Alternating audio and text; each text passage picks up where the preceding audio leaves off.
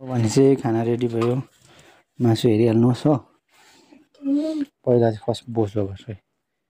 बोसो त आइपुग्यो भने फेरि पनि आज बेलुकाको त्यो भयो। अहिले चाहिँ मेरो बेलुकाको भिडियोहरू चाहिँ प्रायः चाहिँ यहाँ हेर्नु सुँगुरको मासु चाहिँ एकदम दामी पिस हेर्नु एकदम हाम्रो एकदम लोकल है बस्तीको सुँगुरको मासु। बजारमा भन्दा चाहिँ धेरै फरक नै हुन्छ सुँगुर मासुहरू किनभने यिनीहरू हरियो दाना दिएकोले गर्दाखेरि फिटहरू दिएको हुँदैन।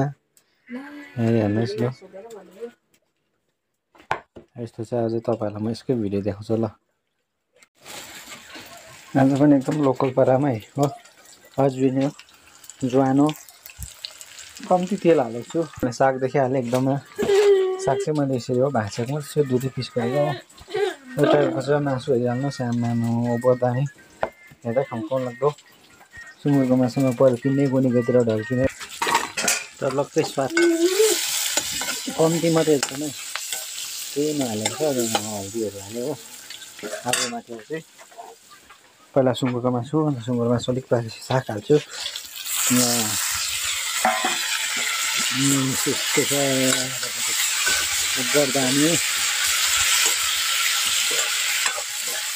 आम्बो हुन्छ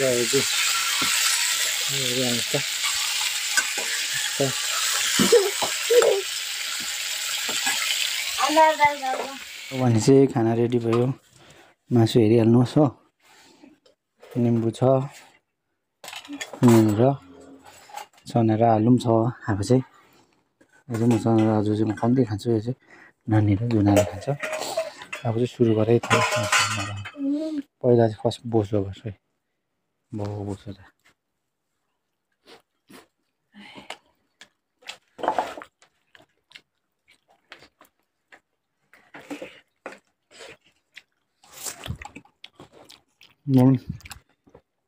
साग हेर्नु